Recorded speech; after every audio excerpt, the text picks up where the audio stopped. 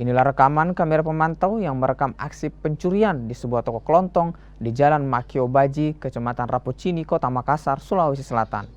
Pelaku beraksi seorang diri dan masuk ke dalam toko setelah sempat membobol dinding triplex yang berada di atas pintu masuk. Pelaku pun mengambil uang jutaan rupiah yang tersimpan di dalam laci. Aksi pencurian ini terjadi saat subuh hari dan kini sudah dilaporkan ke pihak kepolisian sektor Rapocini, Makassar.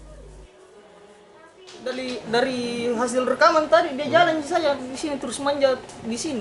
Oh, dia masuk lewat lubang, Pak? Iya, dia masuk lewat lubang. Oh, tapi memang pintu terkunci pada saat itu? Terkunci. Dia bawa kiter untuk lubang itu. Berarti dia bobol Ki Padi? Iya, dia bobol. Berapa orang dia, Pak? Sendiri. Sendiri. Jadi apa-apa yang diambil, Pak, di sini? Uang yang dilaci semua diambil. Kira-kira berapa totalnya, Pak?